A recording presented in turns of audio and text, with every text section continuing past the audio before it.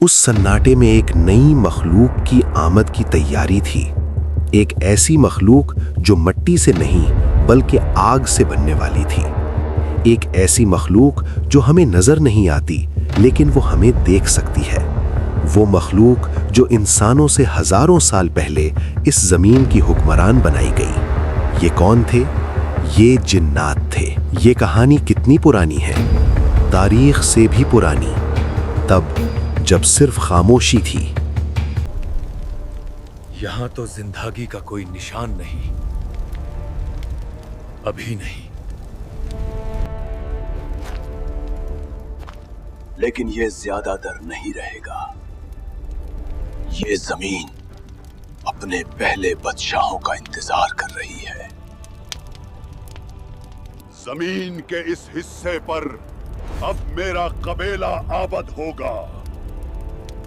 حد میں رہو، ورنہ وہ جنگ ہوگی جو آسمان نے بھی نہیں دیکھی۔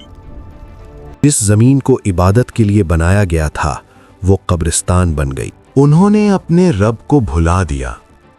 کبھی تنہائی میں بیٹھ کر آپ نے سوچا ہے اس کائنات کی عمر کتنی ہے؟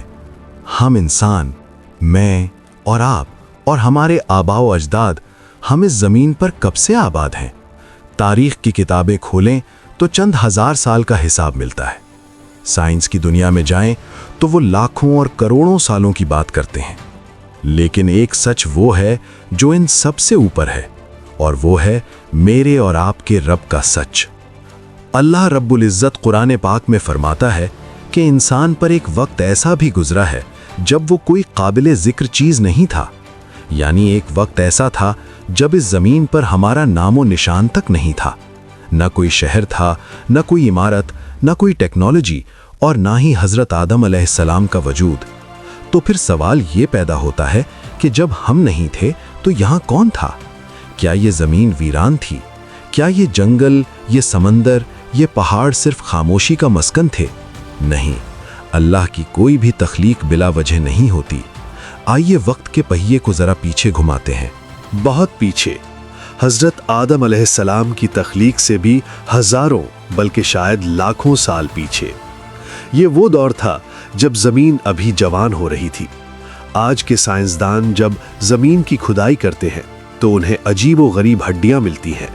وہ کہتے ہیں کہ یہاں ڈائناسورز رہتے تھے، وہ دیو ہیکل جانور جن کے قدموں کی دھمک سے زمین ہلتی تھی، وہ فضا میں اڑنے والے بڑے بڑے پرندے اور سمندروں میں تیرنے والی خوفناک مخلوقات۔ ہم بطور مسلمان اس کا انکار نہیں کرتے، کیونکہ قرآن ہمیں بتاتا ہے کہ اللہ وہ سب کچھ پیدا کرتا ہے جو تم نہیں جانتے۔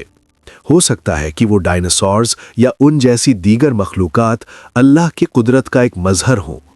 وہ اس زمین پر چلتے پھرتے تھے، اللہ کا دیا ہوا رزق کھاتے تھے اور اپنی طباعی زندگی پوری کر کے ختم ہو جاتے۔ لیکن یاد رہے، وہ صرف جانور تھے، ان کے پاس عقل نہیں تھی، ان کے پاس شعور نہیں تھا، اور نہ ہی ان پر شریعت کا کوئی بوجھ تھا۔ وہ بس اللہ کی تسبیح اپنی زبان میں کرتے تھے، جسے ہم نہیں سمجھ سکتے۔ یہ دور کتنا لمبا تھا اللہ ہی بہتر جانتا ہے، شاید لاکھوں سال۔ اس دوران زمین کے نقشے بدلے، موسم بدلے، جنگلات اگے اور سوکھ گئے، سمندروں نے راستے بدلے، اور پھر اللہ کی حکمت کے تحت ان بڑے جانوروں کا دور ختم ہو گیا۔ وہ مٹ گئے یا مٹا دیے گئے۔ زمین ایک بار پھر ایک نئی مخلوق کے لیے تیار کی جانے لگی۔ یہاں ایک بہت بڑی تبدیلی آنے والی تھی۔ زمین کا سٹیج سج چکا تھا، پانی رواں تھا، ہوا میں ٹھنڈک اور تازگی تھی، سورج اپنی روشنی بکھیر رہا تھا۔ لیکن زمین پر کوئی ایسی مخلوق نہیں تھی جو اللہ کی عبادت اپنے اختیار، فری ول سے کر سکے، جو اپنی مرضی سے سجدہ کرے۔ ابھی آدم علیہ السلام کی مٹی بھی اکٹھی نہیں کی گئی تھی، ابھی فرشتوں کو خلیفہ بنانے کی خبر بھی نہیں دی گئی تھی، لیکن اللہ کے علم میں سب کچھ طے تھا۔ ہمارے پیارے نبی حضرت محمد صلی اللہ علیہ وسلم اور صحابہ کے اقوال کی روشنی میں آدم علیہ السلام سے بہت پہلے جنات کو زمین پر بسایا گیا۔ یہ وہ دور تھا جس کے بارے میں بہت کم لوگ جانتے ہیں۔ یہ کہانی میری اور آپ کی ہے، لیکن اس کی شروعات ہم سے بہت پہلے ہوئی۔ ایک ایسی دنیا جہاں جنات کے شہر تھے، ان کی قومیں تھیں، ان کے بادشاہ تھے اور ان کی جنگیں تھیں۔ باری تھی ایک ایسی مخلوق کی جسے اللہ نے ایک خاص امتحان کے لیے چنا تھا۔ یہاں ہمیں قرآن پاک کی طرف رجوع کرنا ہوگا تاکہ ہم سچ جان سکیں۔ اللہ قرآن مجید کی سورہ الحجر آیت نمبر 27 میں واضح شگاف الفاظ میں فرماتا ہے، اور ہم نے جنات کو انسان سے پہلے پیدا کیا، ایسی آگ سے جس میں دھواں نہیں ہوتا۔ ذرا غور کیجئے، انسان کو مٹی سے بنایا گیا جو ٹھنڈی ہوتی ہے اور جم جاتی ہے۔ فرشتوں کو نور سے بنایا گیا جو صرف نیکی اور اجالا ہے، لیکن جنات انہیں نار یعنی آگ سے بنایا گیا، اور وہ بھی ایسی آگ جو انتہائی شدید اور بھڑکنے والی لو سکوچنگ فائر ہوتی ہے۔ یہ آگ کی فطرت کیا ہوتی ہے؟ یہ سرکش ہوتی ہے، یہ اوپر کی طرف اٹھتی ہے، اس میں تیزی اور حرارت ہوتی ہے۔ یہی وجہ ہے کہ جنات کی فطرت میں بھی جذبات، غصہ اور تیزی کا عنصر غالب ہوتا ہے۔ یہاں ایک بہت اہم نکتہ سمجھنا ضروری ہے۔ اللہ نے فرشتوں کو پیدا کیا تو انہیں گناہ کرنے کی صلاحیت نہیں دی، وہ صرف اللہ کا حکم مانتے ہیں۔ جانوروں کو پیدا کیا تو انہیں شعور اور عقل نہیں دی، وہ صرف جبلت، انسٹنکٹ پر چلتے ہیں۔ لیکن جب اللہ نے جنات کو پیدا کیا تو انہیں وہ چیز عطا کی جو اس سے پہلے زمین پر کسی کو نہیں ملی تھی، اور وہ تھی اختیار، فری ول۔ یعنی جنات کو یہ طاقت دی گئی کہ وہ چاہیں تو اللہ کا شکر ادا کریں اور چاہیں تو انکار کر دیں۔ وہ نیکی کا راستہ بھی چن سکتے تھی اور برائی کا بھی۔ یہ بہت بڑا امتحان تھا۔ وہ سرداری میری ہے، یہ وہ سوچ تھی جس نے آہستہ آہستہ اس آگ کی مخلوق کے اندر حسد اور لالچ کے بیج بونے شروع کیے۔ کچھ اسلامی مورخین نے لکھا ہے کہ جنات نے زمین پر بڑے بڑے شہر تعمیر کیے۔ وہ سمندروں کے کناروں اور پہاڑوں کے دامن میں اپنی بستیاں بساتے تھے، کیونکہ ان کے پاس وہ طاقتیں تھیں جو ہمارے پاس نہیں، جیسے تیزی سے اڑنا اور بھاری چیزیں اٹھانا۔ اس لیے ان کی تعمیرات اور ان کا نظام بہت مختلف تھا۔ حضرت سلیمان علیہ السلام کے دور میں جنات کی تعمیرات کا ذکر قرآن میں ملتا ہے کہ وہ کیسے بڑے بڑے محلات اور دیگیں بناتے تھے۔ اس سے اندازہ لگایا جا سکتا ہے کہ آدم علیہ السلام سے پہلے بھی ان کے پاس ہنر موجود تھا۔ شروعات میں سب ٹھیک رہا، انہوں نے اللہ کی عبادت بھی کی اور زمین کے وسائل بھی استعمال کیے، لیکن پھر وہی ہوا جو اختیار ملنے کے بعد اکثر ہوتا ہے، طاقت کا نشہ۔ جنات کی فطرت میں آگ ہے، غصہ، جلد بازی اور تکبر ان کے مادے میں شامل ہے۔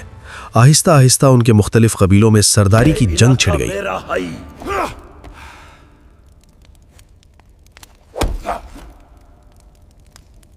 ایک قبیلہ دوسرے پر برتری حاصل کرنا چاہتا تھا، میں بڑا ہوں تم چھوٹے ہو، کہ اس سوج نے زمین کے امن کو آگ لگا دی۔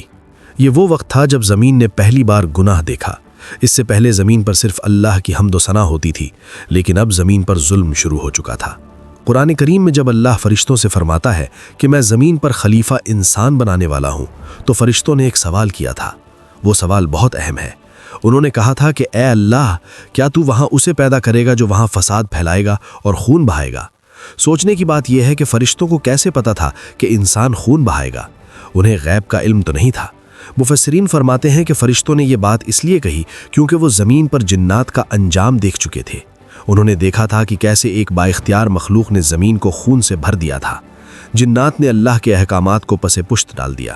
وہ شرک کرنے لگے، کمزوروں پر ظلم کرنے لگے اور زمین پر بدترین فساد مچا دیا۔ فساد کا مطلب صرف لڑائی نہیں ہوتا، بلکہ نظام کا بگڑ جانا ہے، انصاف کا ختم ہو جانا ہے۔ روایت کے مطابق اللہ نے ان کی ہدایت کے لیے انہی میں سے نظر ڈرانے والے اور پیغام پہنچانے والے بھیجے تاکہ وہ باز آ جائیں، لیکن طاقت کے نشے میں چور ان جنات نے اللہ کے احکامات ماننے سے انکار کر دیا اور سرکشی کی حدیں پار کر دیں۔ یہ جنگیں معمولی نہیں تھیں، کیونکہ جنات کے پاس غیر معمولی طاقتیں تھیں۔ ان کی لڑائیاں بھی خوفناک تھیں۔ فضا میں آگ کے گولے برسائے جاتے، زمین پر تباہی مچائی جاتی۔ ایک وقت ایسا آیا کہ زمین کی خشکی کا بیشتر حصہ رہنے کے قابل نہ رہا۔ امن پسند جنات یا تو مارے گئے یا وہ ڈر کر جزیروں اور جنگلوں میں چھپ گئے۔ ابلیس، جس کا نام عزازیل بھی روایت میں آتا ہے، اس وقت انہی جنات میں سے ایک تھا، لیکن کچھ روایت کے مطابق اس نے خود کو اس فساد سے الگ رکھا ہوا تھا اور اللہ کی عبادت میں مشغول تھا، جس کی وجہ سے اسے فرشتوں کی صحبت ملی۔ لیکن اس کی اصل آزمائش ابھی باقی تھی۔ جب زمین پر پانی سر سے گزر گیا اور جنات نے اصلاح کا ہر موقع گنوا دیا، تو اللہ کی رحمت کے ساتھ ساتھ اللہ کا جلال بھی حرکت میں آیا۔ اللہ ظالم کو ڈھیل دیتا ہے، لیکن جب پکڑتا ہے تو کوئی بچ نہیں سکتا۔ जमीन को पाक करने का वक्त आ गया था। अब सिर्फ तंदियां नहीं होनी थीं, बल्कि एक सिपाया ऑपरेशन होना था। आसमान के दरवाजे खुले और अल्लाह के हुक्म से फरिश्तों का एक अजीम लश्कर जमीन पर उतरा। ये वो फरिश्ते नहीं थे जो सिर्फ तस्बीह करते हैं, बल्कि ये वो ताकतवर फरिश्ते थे जो अल्लाह के हुक्म से अजाब लाते हैं। रिवायत में आता है कि उनकी क़यादत वही कर रहे थे जो बाद में इब्लीस बना, जिसे उस वक्त उसकी बहुत ज़्यादा इबादत की वजह से अज़ाज़ील कहा जाता था और उसे फरिश्तों की सफ़ में शामिल कर लिया गया था, क्योंकि वो जिन्नात में से था, लेकिन उस वक्त नेकी के रास्ते पर था। ज़मीन पर एक हौलनाक मार्का हुआ। वो जिन्नात जो अपनी ताकत के नशे में खुद को खुदा समझ बैठे थे, जब उनका सामना अल्लाह के नूरानी फरिश्तों से हुआ तो उनकी सारी अकड़ खाक में मिल गई। फरिश्तों ने सरकश और नाफरमान जिन्नात को चुन चुन कर मारा और उन्हें ज़मीन के आबाद हिस्सों से मार भगाया। ये जंग इतनी शदीद थी कि बाकी बच जाने वाले जिन्नात अपनी जानें बचाने के लिए वीरान जजीरों, आइसलैंड्स, घने जंगलों और ऊंचे पहाड़ों की तरफ भाग गए। यही वजह है कि आज भी कहा जाता है कि जिन्नात का बसीरा वीरानों और समंदरों के दूर दराज इलाकों में होता है। जमीन को जालिमों से पाक कर दिया गया। तूफान थम चुका था। जमीन एक बार फिर पुरसकून हो गई थी। वो खून और फसाद जो जिन्नात ने मचाया था उसे धो दिया गया। अब जमीन बिल्कुल तैयार थी, लेकिन खाली थी। अब वो वक्त आ गया था जिसका फैसला अल्लाह ने अज़ल से कर रखा था। वो लम्हा जिसने कायनात की तारीख बदल दी। कुरान पाक हमें उस मंजर की गवाही देता है। अल्लाह ने फरिश्तों को मुखातिब किया और एक ऐसा ऐलान किया जिस पर फरिश्ते भी हैरान रह गए। अल्लाह ने फरमाया, बेशक मैं वो जानता हूं जो तुम नहीं जानते। अल्लाह जानता था कि उस नई मखलूक इंसान में अगरचा फसाद करने वाले होंगे, लेकिन उनमें अंबिया भी होंगे, शुहदा भी होंगे, सिद्दीकीन भी होंगे और अल्लाह के वली भी होंगे जो अपनी ख्वाहिशात को मारकर अल्लाह को राज़ी करेंगे। और यूं फरिश्तों के इस खदशे के बाद अल्लाह ने मट्टी से हज़रत आदम अलैहिस्सलाम को पैदा किया, उन्हें इल्म सिखाया, उन्हें वो शऊर दिया जो जिन्नात के पास भी नहीं था, और फिर फरिश्तों को हुक्म दिया कि उस नई मखलूक के सामने झुक जाओ। सब ने सजदा किया सिवाय उस एक के जो अपनी इबादत के गुरूर में मारा गया, इब्लीस। उसने तकब्बुर किया कि मैं आग से हूं और ये मट्टी से, और यूं जिन्नात का वो आबिद शैतान बनकर धुतकार दिया गया। इंसान से पहले की दुनिया की ये कहानी हमें सिर्फ माजी नहीं बताती, बल्कि हमें हमारा मकाम याद दिलाती है। अल्लाह ने जिन्नात की हुकूमत ख़त्म करके ये ज़मीन हमें सौंपी है। हम इस ज़मीन पर अल्लाह के खलीफा